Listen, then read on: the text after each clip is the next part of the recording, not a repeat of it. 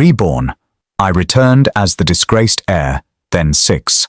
Powerful women turned the tables for me. Blood pooled on the cold tarmac as the rain washed away my last breath. Standing over me weren't strangers, but my 6 sisters and the woman I was supposed to marry. They clung to Tristan, the imposter who stole my name, my fortune, and my family. I spent my whole life begging for their approval, only to be discarded like rubbish when a fake DNA test surfaced. As my vision faded to black, I made a silent vow to whatever gods were listening.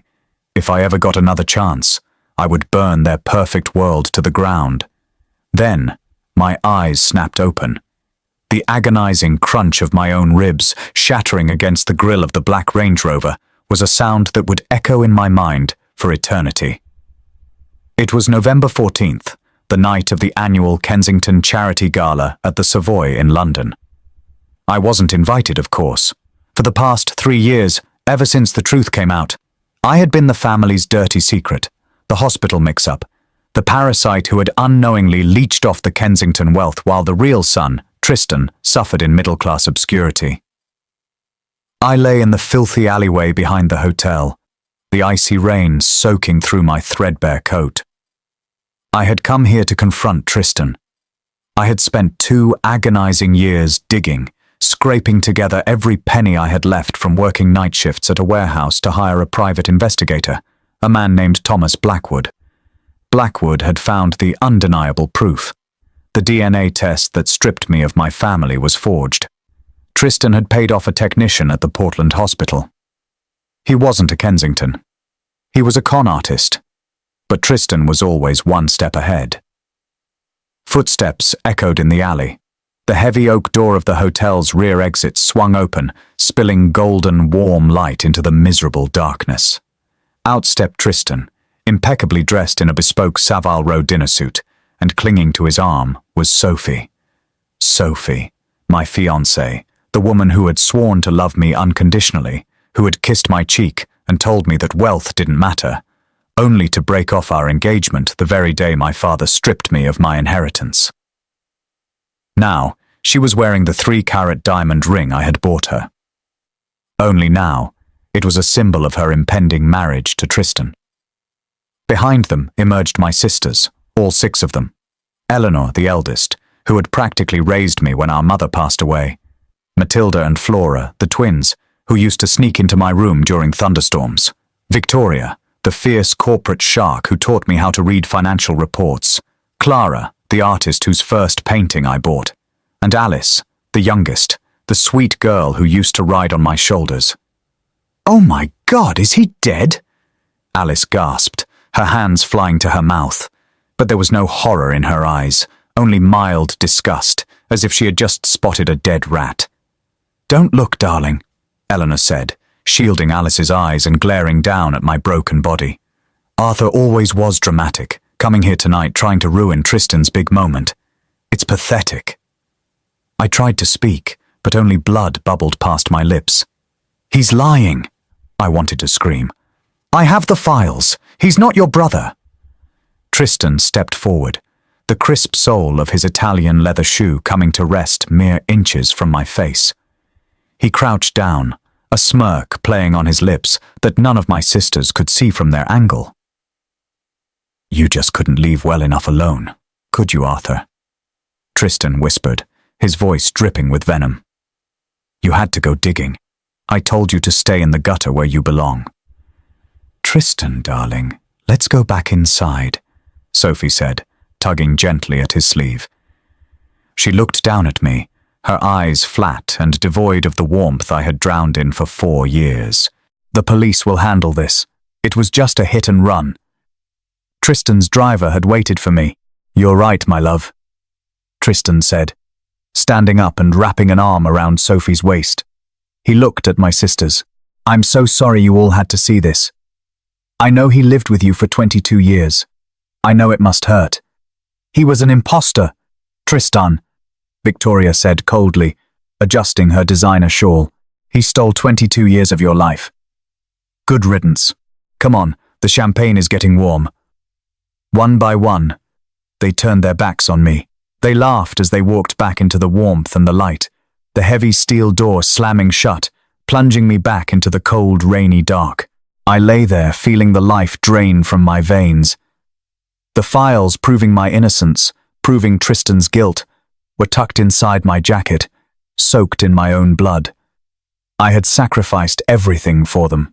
I had loved them with every fiber of my being, and they had watched me die without shedding a single tear.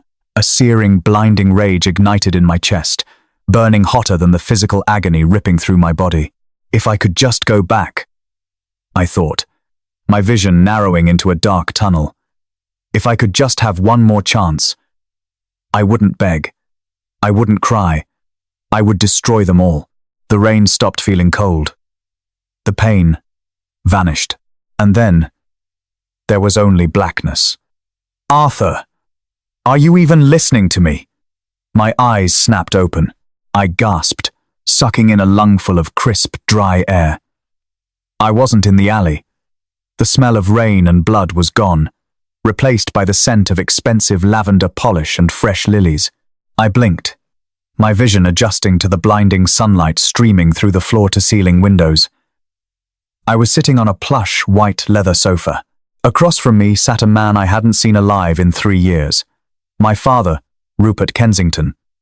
Standing next to him, looking sheepish but with a hidden glint of predatory triumph in his eyes, was Tristan. Surrounding us were my 6 sisters. Their faces etched with a mixture of shock, confusion, and standing right beside me, her hand resting on my shoulder, was Sophie, my heart hammered against my ribs. I looked down at my hands. There was no blood, no shattered bones. I was wearing my favorite navy blue tailored suit. I glanced at the grandfather clock in the corner of the Grand Kensington drawing room, the 14th of April 2021. The day of revelation. The day my father brought Tristan home. The day I was cast out. I had actually done it. I had died in that alley in 2024, and I had woken up exactly 3 years in the past. The universe, in all its chaotic glory, had answered my dying prayer. I said, my father boomed, slamming a thick manila folder onto the glass coffee table. The DNA results are conclusive.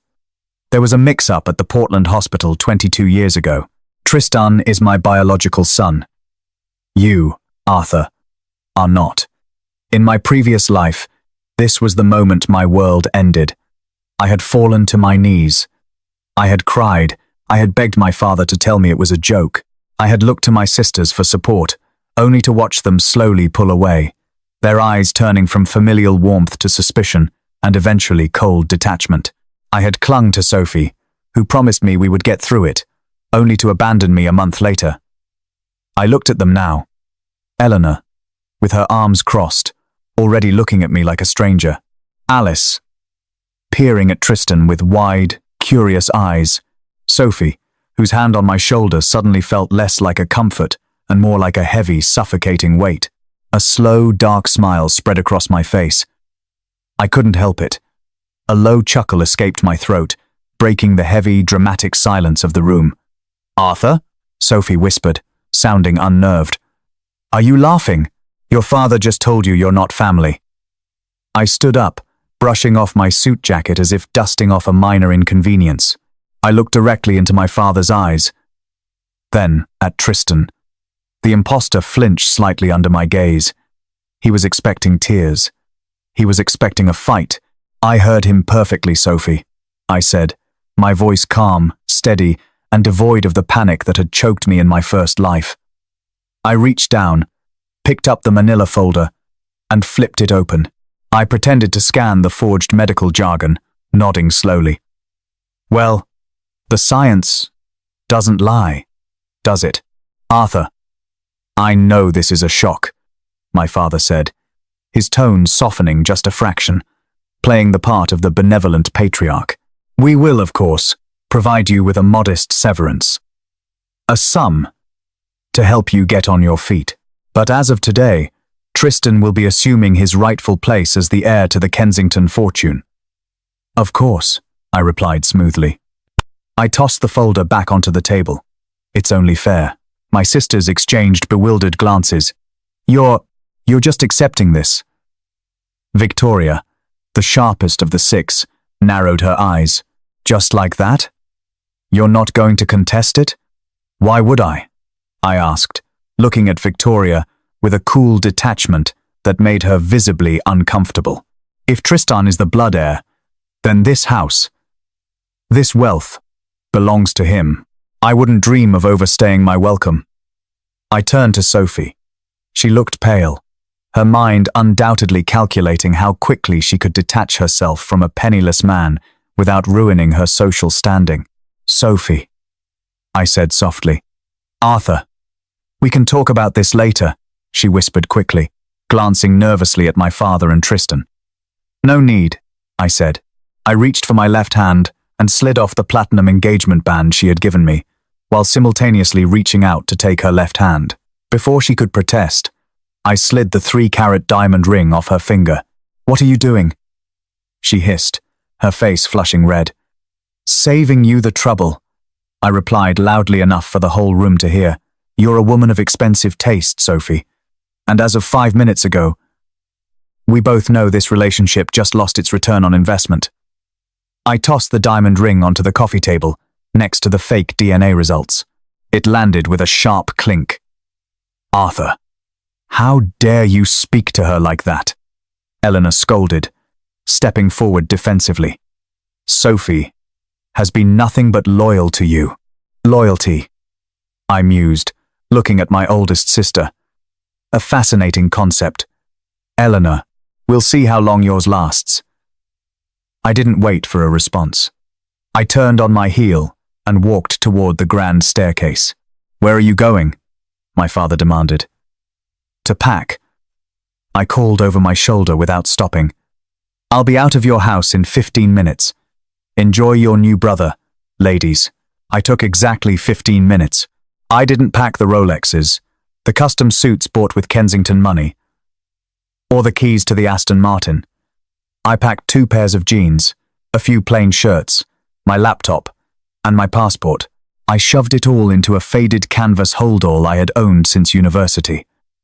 As I walked back down the stairs, they were all still gathered in the foyer, watching me like I was a wild animal that had suddenly gone rabid. Tristan was standing in the center of them, soaking up their protective attention. I didn't look back. I didn't say goodbye.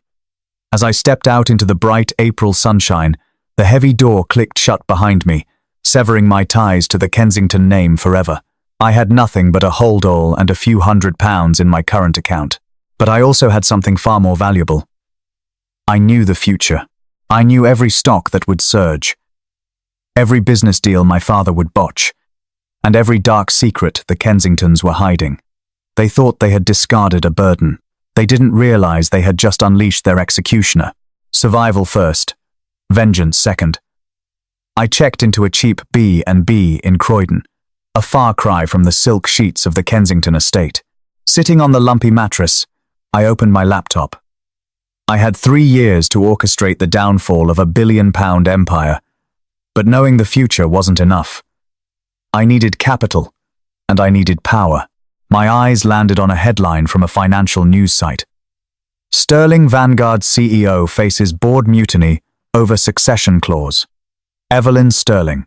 Evelyn was the 2-year-old CEO of Sterling Vanguard, the Kensington's most vicious competitor in the tech and real estate sectors. She was brilliant, ruthless, and famously icy, but according to the news and my memories from my past life, she had a massive vulnerability. Her late grandfather's will stipulated that she must be married by her 33rd birthday to retain her majority voting shares in the company. The board, composed of old, greedy men who hated taking orders from a young woman, was stalling her every move, waiting for her birthday in 2 weeks to oust her. In my previous life, she ended up marrying some spineless European aristocrat who turned out to be an embezzler, nearly ruining her company. I closed my laptop. I had my target. 2 days later, it was pouring rain. I stood beneath a black umbrella across from the Ritz restaurant. I knew Evelyn held her private power lunches here every Thursday. I watched as her sleek black Rolls-Royce Phantom pulled up. Her security detail stepped out first, followed by Evelyn, dressed in a razor-sharp charcoal suit. Her dark hair pulled back into a severe knot. Her piercing blue eyes scanned the street like a hawk, looking for prey.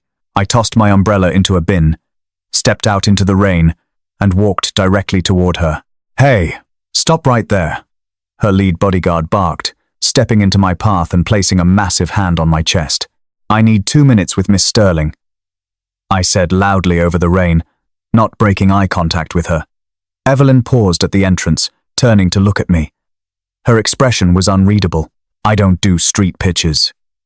"Get rid of him, Gareth." "Miss Sterling," I shouted as she turned away. "I know about the Horizon Tech acquisition." "I know it's a trap." Evelyn froze. Slowly, she turned back around. The Horizon Tech deal was highly classified. It was a massive merger Sterling Vanguard was planning to announce next month. What nobody knew, except me, from my past life, was that Horizon's core patents were currently being secretly litigated by a Chinese firm. If Sterling Vanguard bought them, it would be a billion-pound mistake. She stared at me for a long, calculating moment. "Gareth, pat him down," she ordered. "If he's clean, bring him to my table. He has exactly 2 minutes." Inside the lavish Ritz dining room, the air smelled of truffles and old money. I sat across from Evelyn in a secluded booth. She didn't offer me a drink. "You're Rupert Kensington's disgraced bastard," she said smoothly, leaning back and resting her chin on her steepled fingers. "I read about your spectacular fall from grace in the tabloids yesterday.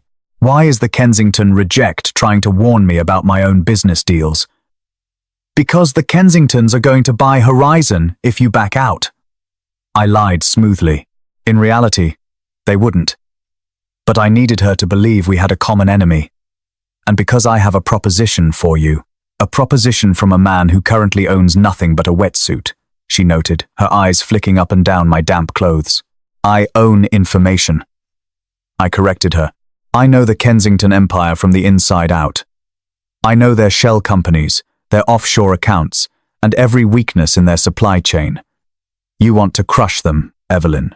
I can give you the blueprint." She raised an eyebrow. "And what do you want in return? A job? A handout?"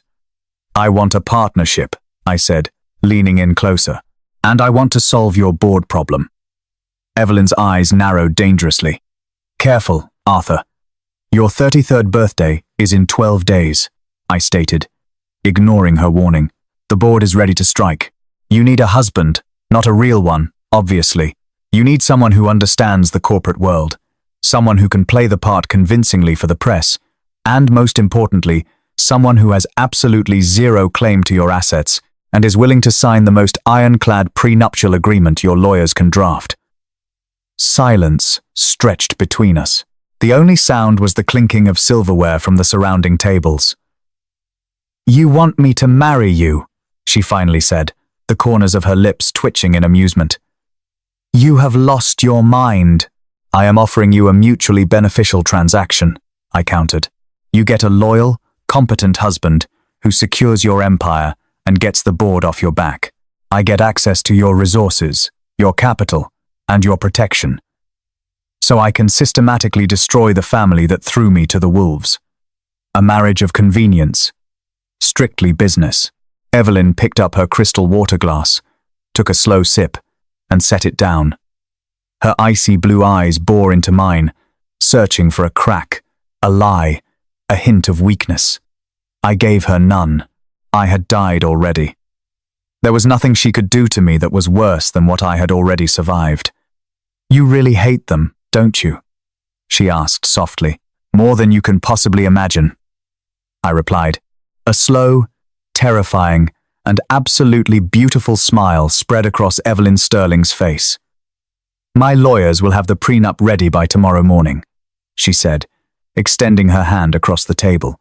"Welcome to Sterling Vanguard, Arthur. Let's go burn down your family's empire." Signing the marriage certificate felt less like a romantic milestone and more like loading a sniper rifle. It was a Tuesday morning. exactly 10 days after my unceremonious exile from the Kensington estate. The Marylebone Register office was practically empty, save for a board clerk and Evelyn's elite legal team. Evelyn wore a razor-sharp ivory-white blazer and matching trousers that screamed power, her dark hair pulled back flawlessly. I wore the same tailored navy suit I had been kicked out in, though freshly dry-cleaned thanks to a small advance from my new wife. "Do you take this, man?" The clerk mumbled, barely looking up from his paperwork. "I do," Evelyn said, her voice crisp and entirely devoid of emotion. It was the same tone she used to close a corporate merger. "And do you take this, woman?" "I do," I replied, my signature already drying on a 50-page prenuptial agreement that ensured I walked away with nothing but the clothes on my back if I ever betrayed her. But betrayal wasn't on my agenda. Destruction was. The moment we walked down the marble steps of the municipal building, the trap was sprung. Evelyn's ruthless publicist, a woman named Pippa, had meticulously leaked the details to the press. Within an hour, every major financial network and social media platform was exploding with the same headline: Sterling Vanguard CEO Evelyn Sterling weds Arthur Kensington in shocking secret ceremony. Back in Evelyn's sprawling penthouse overlooking Hyde Park, we watched the chaos unfold on a massive flat-screen TV. I poured us both a glass of 20-year-old Macallan. "The board is losing their collective minds," Evelyn said, her eyes fixed on her buzzing phone. A rare, genuine smirk played on her lips. "Fletcher just tried to call an emergency vote to oust me, only to be informed by my legal counsel that I am officially married. The succession clause is fulfilled. My shares are locked in." "Congratulations, CEO Sterling," I said, handing her a crystal tumbler. "To our mutual benefit," she replied, clinking her glass against mine. "Now, husband, you promised me a blueprint to dismantle the Kensington empire. The board is handled. Show me your worth." I walked over to the massive dining table, where I had spread out several charts and documents I had spent the last week compiling. "Let's start with the Horizon Tech acquisition." Evelyn frowned, setting her drink down. "My analysts project Horizon's patents will dominate the mobile interface market for the next decade. It's a solid buy. In this timeline, maybe," I muttered under my breath, shaking off the ghosts of my past life. I pointed to a seemingly insignificant subsidiary listed under Horizon's parent company. "Look deeper. Horizon's core patents were stolen from a startup in Shenzhen 2 years ago. The original creators have been quietly building a massive, airtight intellectual property lawsuit. It's sealed in an overseas court right now, but it will go public in exactly 18 days. Evelyn's icy blue eyes widened slightly. "If Sterling Vanguard acquires them now, you inherit a multi-billion-pound lawsuit, the patents become instantly void, and Sterling's stock tanks by 30%. I finished for her. "The men on your board will use the disaster to finally force you out for negligence." She stared at the paperwork, her brilliant mind working at 1,000,000 miles an hour. "How do you know this, Arthur?" "My private investigators didn't even flag this, because Rupert Kensington has a spy inside Sterling Vanguard." I lied smoothly, knowing I couldn't exactly tell her I lived through this disaster 3 years in the future. "I saw the memo on his desk before he kicked me out. He was waiting for you to buy Horizon, so he could leak the lawsuit himself and swoop in to buy Sterling's distressed assets." Evelyn's expression hardened into a mask of pure lethal fury.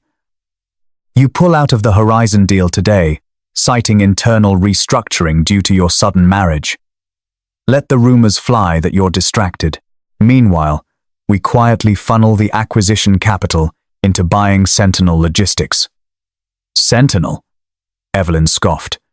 "They're a mid-level shipping and warehousing conglomerate. Why would I want lorries and sheds?" "Because," I said, leaning over the table, my heart pounding with the thrill of the hunt, "Tristan Kensington, my dear fake brother, is currently spearheading the Kensington family's massive expansion into e-commerce. It's his pet project to prove to my father that he's a capable heir. And his entire supply chain relies on leasing warehouse space from Sentinel Logistics. They are finalizing a 10-year exclusivity contract next week. Comprehension dawned on Evelyn's face. The anger vanished, replaced by a shark-like grin. If Sterling owns Sentinel before Tristan signs that contract, we control the Kensington supply lines, I finished. We can squeeze them until they bleed. We hike the lease rates by 400%, or we deny them space entirely. Tristan's flagship project will collapse before it even launches, costing my father hundreds of millions and humiliating his new golden boy. Evelyn looked at me, a newfound respect glittering in her gaze. Make the call, Evelyn. Let's buy some warehouses.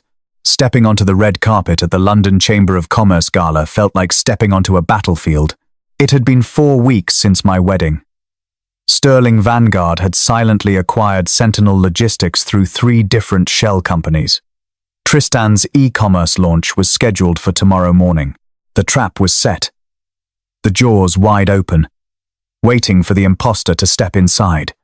Flash bulbs erupted like gunfire. As Evelyn and I exited the Rolls-Royce, I adjusted the cuffs of my bespoke charcoal dinner suit, feeling the heavy weight of the platinum wedding band on my finger.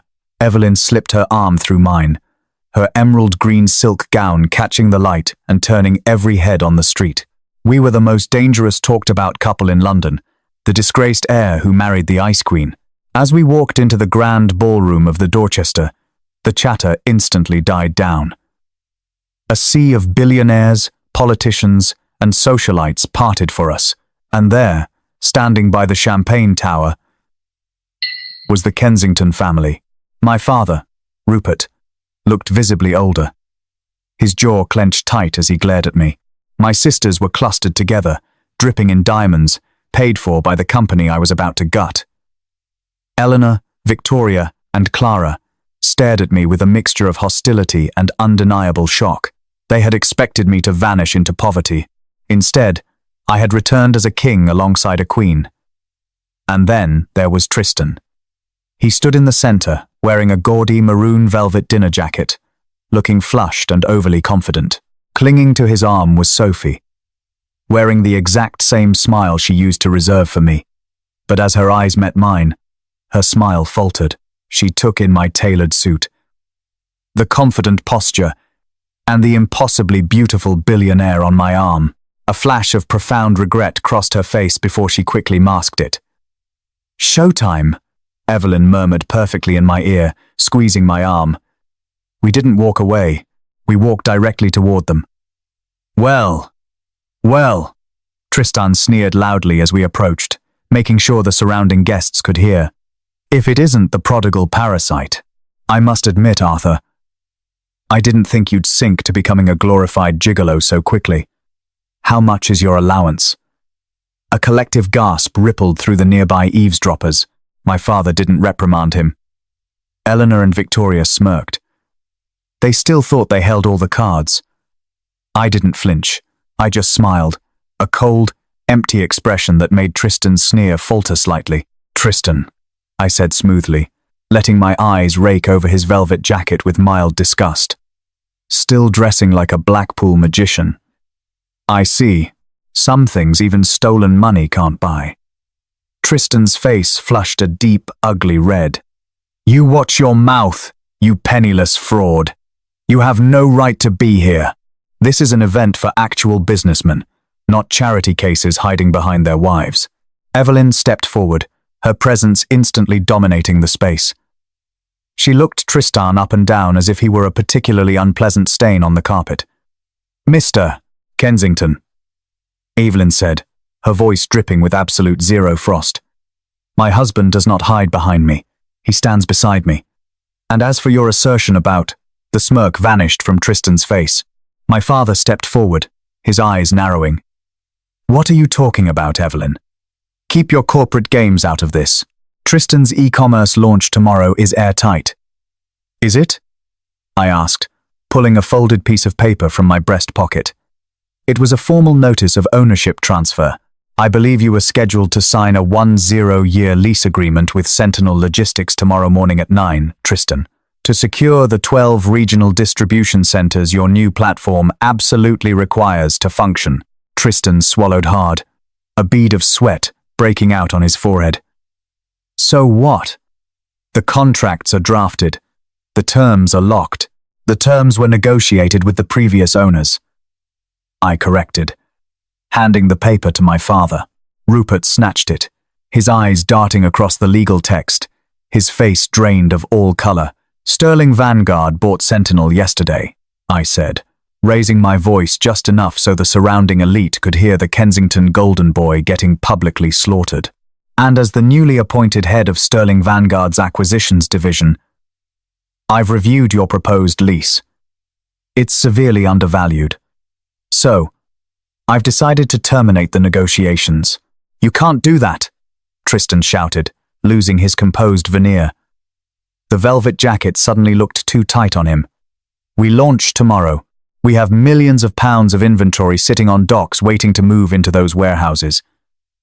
If we don't have that space, the launch fails, the stock plummets. I know exactly what happens. I cut him off, my voice dropping to a dangerous, lethal whisper. You lose my father £150 million on your very first solo project. You prove to everyone in this room that you are nothing but an incompetent amateur playing dress-up in my old life. Arthur, enough! Eleanor snapped, stepping forward, her eyes flashing with anger. How could you be so vindictive? He's your brother. He is a stranger who forged a DNA test, Eleanor, I said, locking eyes with my oldest sister. For a fraction of a second, I saw a flicker of doubt in her eyes, and you all threw me to the wolves without a second thought. I'm not being vindictive. I'm just doing business. Sophie let go of Tristan's arm, stepping slightly away from him as he began to hyperventilate. Dad, do something, Tristan pleaded, looking at Rupert with wide, panicked eyes. Call the lawyers. Sue them. On what grounds, you idiot? Rupert hissed through gritted teeth, glaring at Tristan with a look of pure, unadulterated disappointment, a look he used to reserve only for me. They bought the company legally. You didn't secure the space in time. You failed. Hearing my father say those words to Tristan was sweeter than any revenge I could have imagined. Tristan shrank back, his bravado entirely shattered. I turned back to Evelyn, offering her my arm. Shall we go get a drink, darling? The air over here is suddenly reeking of desperation. Let's, Evelyn agreed, a triumphant gleam in her eyes. As we walked away, leaving the Kensingtons in a stunned, humiliated silence, I glanced back over my shoulder. Victoria was staring at Tristan, her sharp eyes calculating, assessing the damage. The blind loyalty my sisters had for the real heir was beginning to fracture. The first domino had fallen, and I wasn't going to stop until the entire house was crushed into dust. Morning arrived with the sweet scent of corporate bloodshed. Sitting across from Evelyn in the Sterling Vanguard executive boardroom, I watched the financial ticker at the bottom of the wall-mounted television screen. Kensington Holdings was bleeding out, down 14% before noon. Tristan's spectacular failure to launch the e-commerce platform the previous day had triggered a massive panic sell-off among their institutional investors.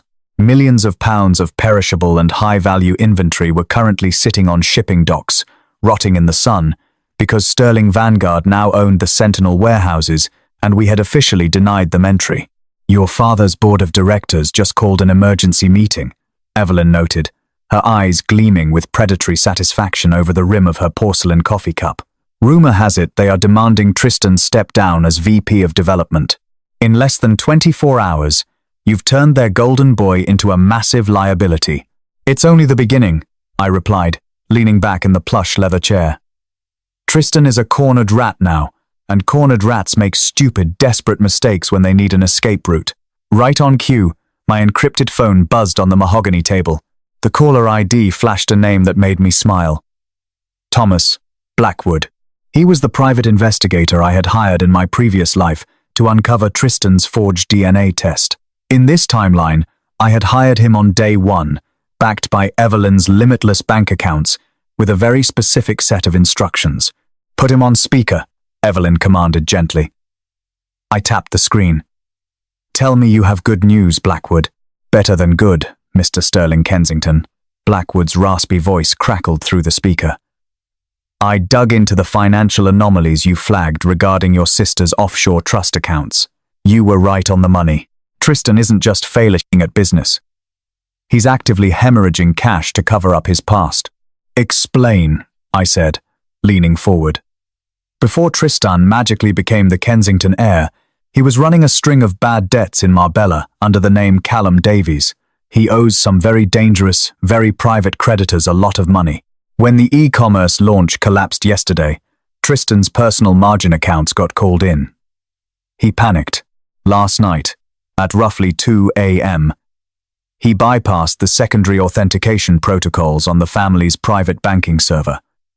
Evelyn raised an elegant eyebrow. He stole from his own family? To the tune of £3.5 million, it directly from the liquid assets in Victoria and Eleanor's personal trust funds. He tried to mask it as a routine quarterly tax reallocation, but he's sloppy. I have the digital ledger, the IP addresses, and the wire transfer receipts routing the money to a shell corporation in Jersey. A cold, dark thrill washed over me. Send the encrypted files to my secure server immediately. Blackwood, your bonus will be wired by 5. I ended the call and looked at my wife. Evelyn was already smiling. A dangerous, beautiful expression that I was quickly learning to love. Eleanor and Victoria. Evelyn mused, swirling her coffee. The two eldest, the most fiercely protective of him. What's your plan, Arthur? Victoria is a corporate shark, I said, standing up and buttoning my suit jacket. She's ruthless. And she taught me everything I know about forensic accounting. She tolerated my exile because she believed Tristan was better for the company's bottom line. But if there is one thing Victoria Kensington hates more than failure, it's a thief stealing her own money. 2 hours later, I walked into the Wolseley. The midday lunch rush was in full swing, populated by the city's most elite power brokers. I spotted Victoria sitting alone in a secluded corner booth, aggressively tapping away on her iPad, a half-eaten salad ignored beside her. She looked stressed. The dark circles under her eyes a testament to the nightmare Tristan had caused the company's stock. I slid into the booth across from her without an invitation. Victoria jumped, her sharp eyes flashing with immediate hostility when she saw my face. Arthur, I don't recall putting you on my schedule. Get out of my booth before I have security throw you onto the street. You could try, I said smoothly, signaling a waiter for a glass of sparkling water. But considering Sterling Vanguard just became the majority debt holder for Kensington Holdings' European expansion, I doubt the manager would oblige you. Hello, Victoria. She clenched her jaw, her knuckles turning white as she gripped her iPad. If you're here to gloat about the Sentinel Logistics ambush, save it. You played a dirty trick. Tristan was blindsided. Tristan was incompetent. I corrected her softly. But I'm not here to talk about his business failures. I'm here to talk about his criminal ones. I reached into my briefcase, pulled out a sleek black iPad Pro, and slid it across the white tablecloth. The screen was loaded with Blackwood's forensic reports. What is this? She demanded, refusing to touch it. That is a heavily documented, undeniable trail of digital breadcrumbs, I said, keeping my voice low and steady, showing exactly how your beloved biological brother spent his morning. Specifically, how he forged your digital signature and drained £1.7 million from your private Jersey trust. Victoria froze.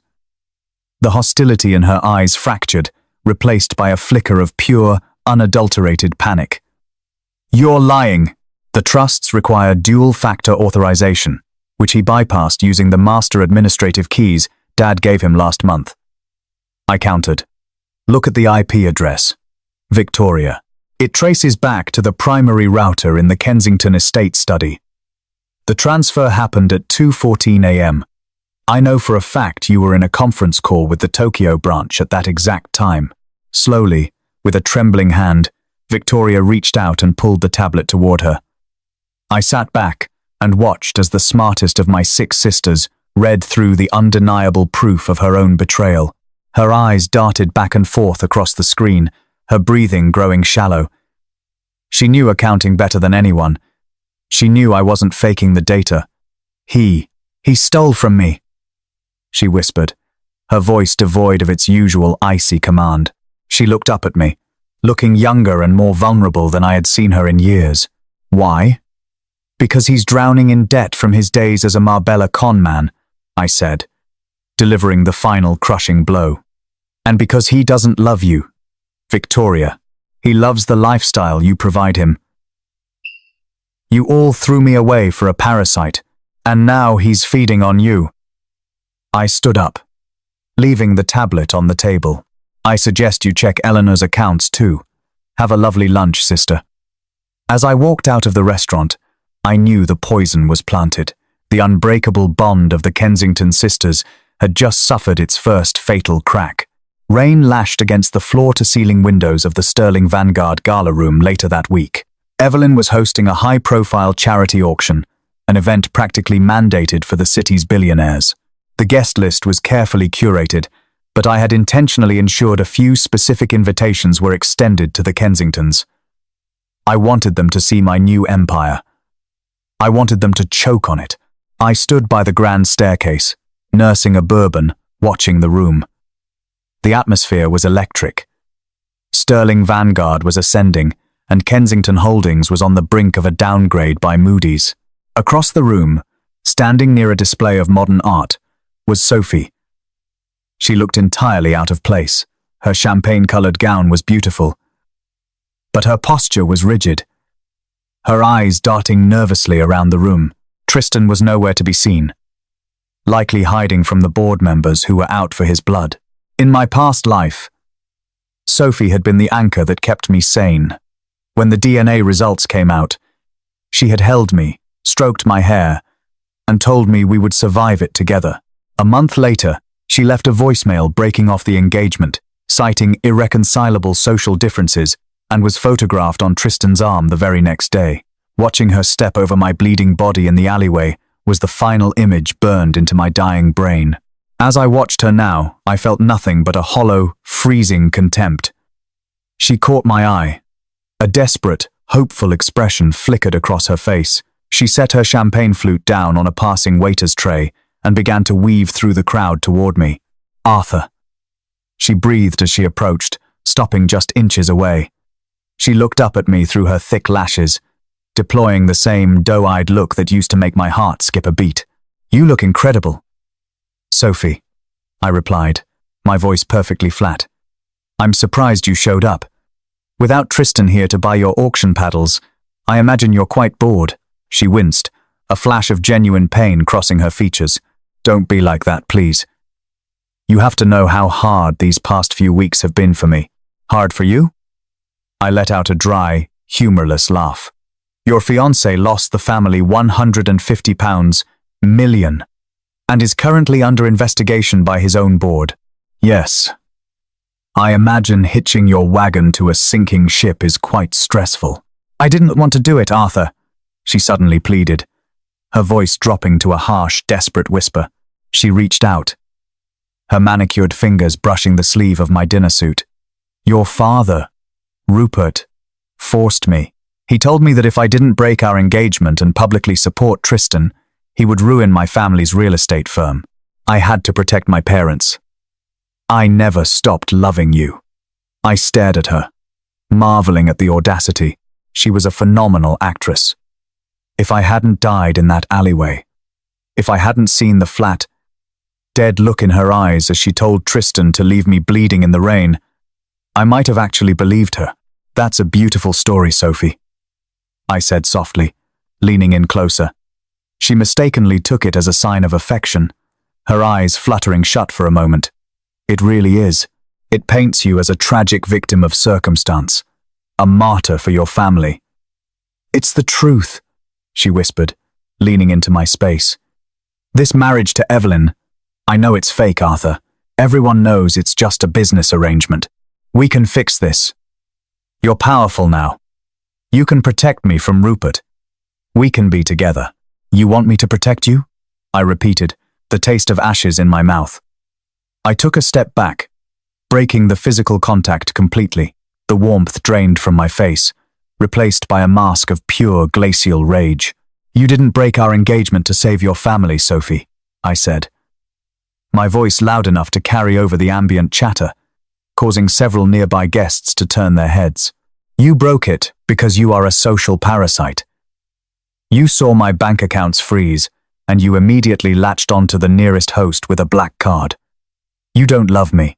You love the fact that I just bought half of Mayfair, and you're terrified that Tristan is about to be indicted for embezzlement.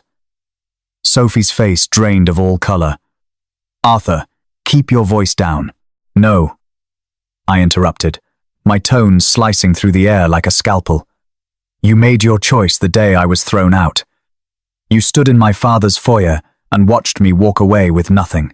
You don't get to crawl back now that I'm wearing the crown. Is there a problem here, darling? Evelyn materialized at my side, slipping her arm seamlessly through mine. She looked breathtaking in a sleek obsidian gown, diamonds glittering at her throat. She looked at Sophie with the kind of detached amusement one might reserve for a particularly slow child. Sophie swallowed hard, shrinking back from Evelyn's overwhelming presence. Sterling Kensington. Evelyn corrected smoothly, her icy blue eyes pinning Sophie to the spot. And I would appreciate it if you refrained from cornering my husband.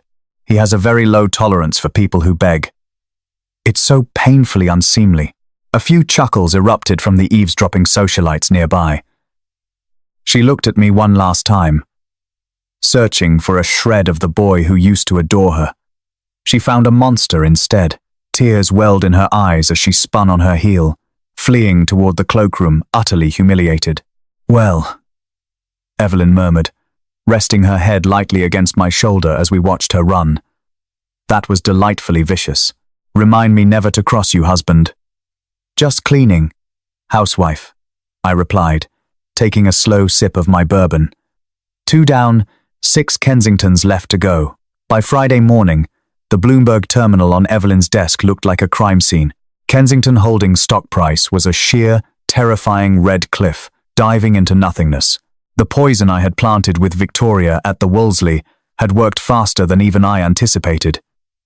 Victoria, ruthless and pragmatic, hadn't just checked Eleanor's accounts, she had audited the entire family trust. What she found was a financial massacre. Tristan hadn't just stolen the £1.7 million.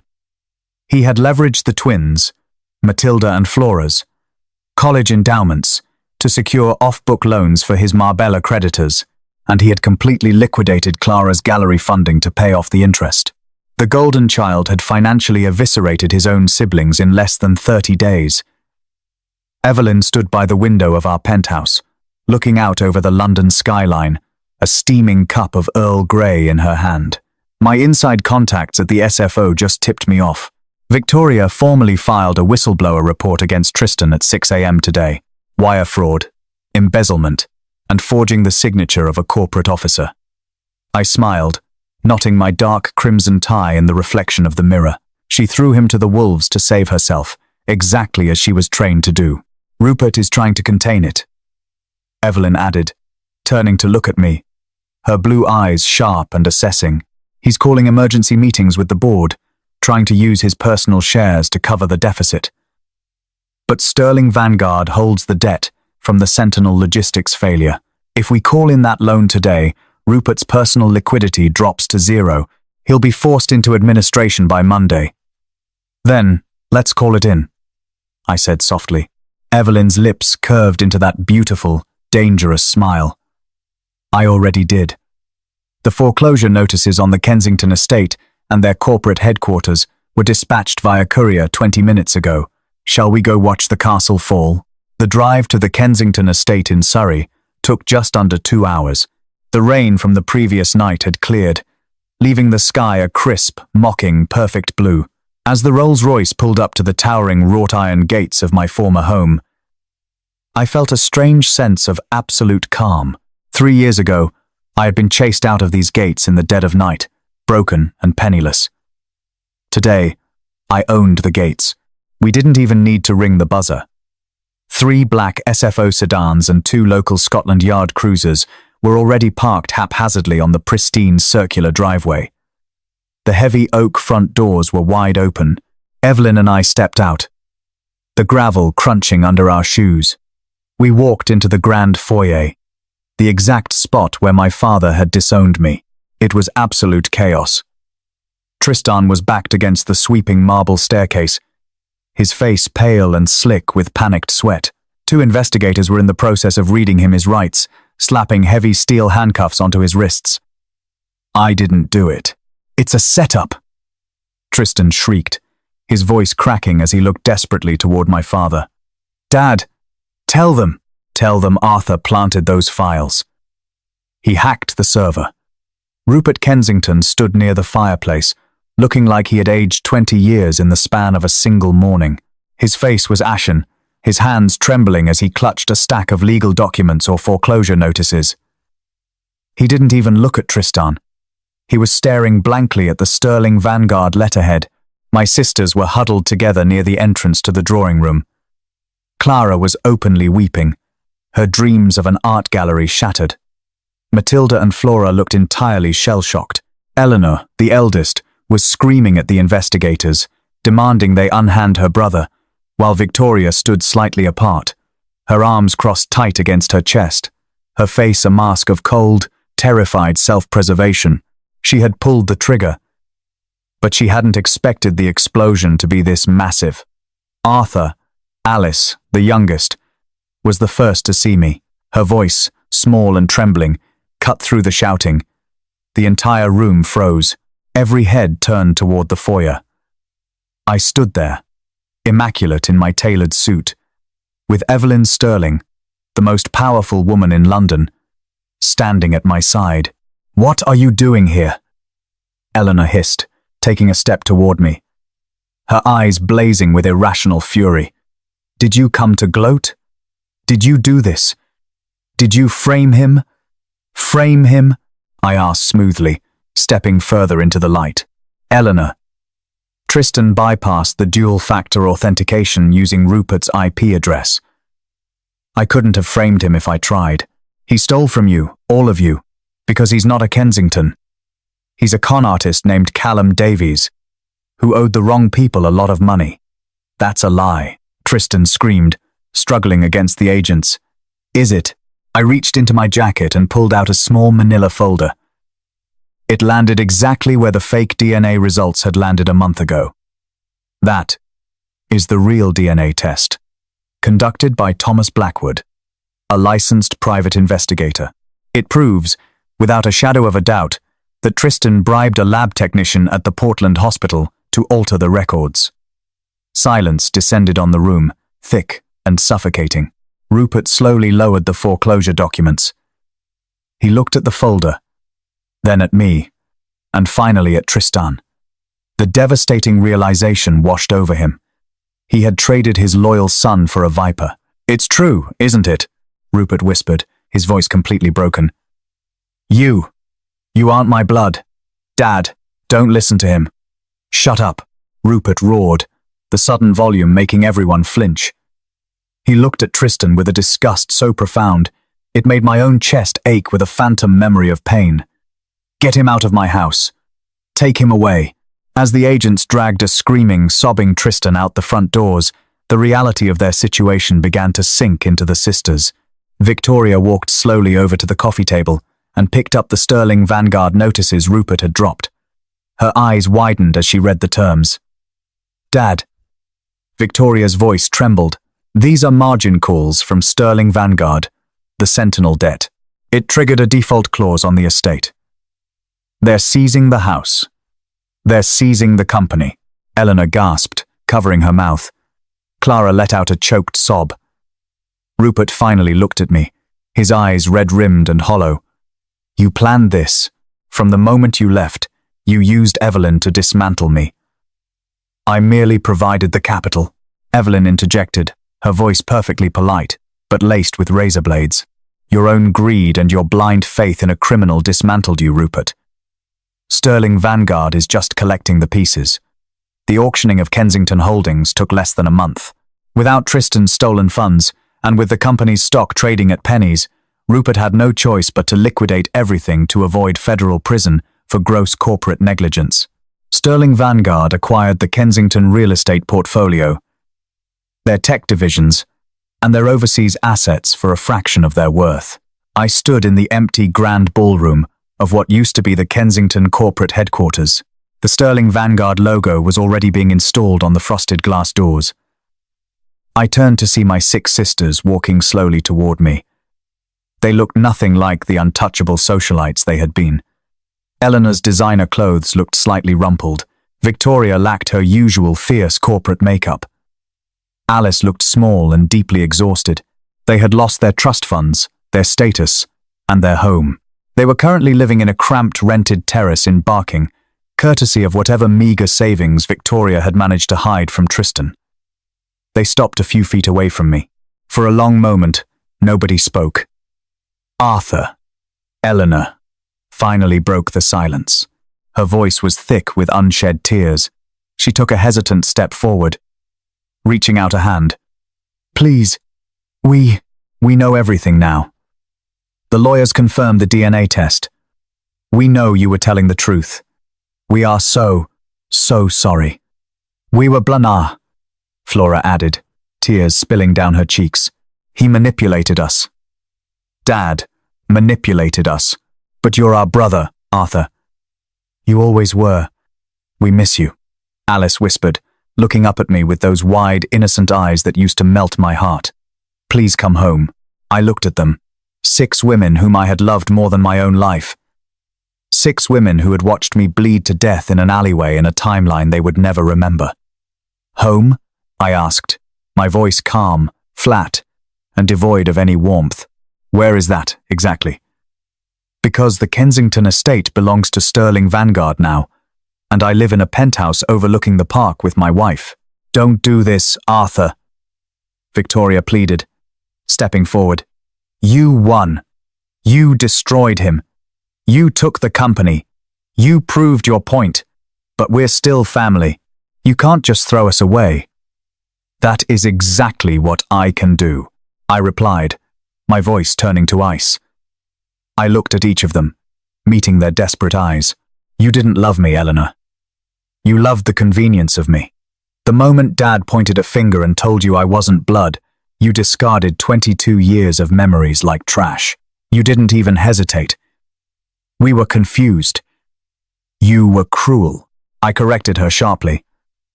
Tristan didn't manipulate you into treating me like garbage. You chose to do that. You chose to let me walk out that door with nothing. You chose to sneer at me at galas. The only reason you are standing here apologizing is because I now hold the deed to your lives, and Tristan is facing 20 years in Belmarsh. Eleanor flinched, as if I had struck her. Clara buried her face in her hands, sobbing uncontrollably. I don't hate you, I said, and to my surprise, I realized it was the absolute truth. The blinding rage that had brought me back to life was gone, replaced by a profound, unshakable indifference. I just don't care about you anymore. You are strangers to me. Do not contact me again. I turned my back on them and walked toward the exit.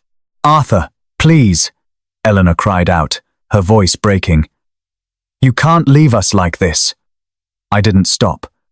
I pushed through the heavy glass doors, leaving the echoes of their weeping behind me. Outside, the Rolls-Royce was idling at the curb. Evelyn was sitting in the back, typing on her tablet. She looked up as I slid into the leather seat beside her. Finished? She asked softly, reading the lingering tension in my jaw. Finished, I confirmed, letting out a long, shuddering breath. The heavy weight I had carried since the night in the alleyway finally lifted from my chest. Evelyn set her tablet aside. She reached out, her cool, elegant fingers gently tracing the line of my jaw before resting on my cheek. Over the past few months, our marriage of convenience had slowly morphed into a partnership of deep, unspoken respect, and lately, into something fiercely but only for me. Sterling Vanguard stock is up 20% this morning, Evelyn murmured, leaning in close, her lips brushing against my ear. The board is entirely terrified of both of us. The city is ours. Then let's go celebrate.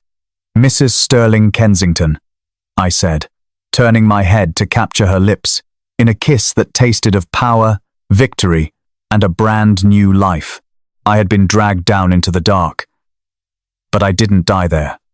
I had been reborn into a king, and I had built my throne on the ashes of those who betrayed me. And that is how the Kensington Empire fell. Not by a rival's hand, but by the very son they threw away. Arthur's journey from a discarded, bleeding outcast in an alleyway to the ultimate architect of his family's ruin proves that karma doesn't always wait for the next life. Sometimes, you have to seize it yourself. Callum's lies caught up to him. Sophie's greed left her with nothing, and the 6 sisters who chose a fake heir over real loyalty were left to drown in the ashes of their own making. Meanwhile, Arthur found true power and unexpected love with Evelyn Sterling, ruling the city they conquered together.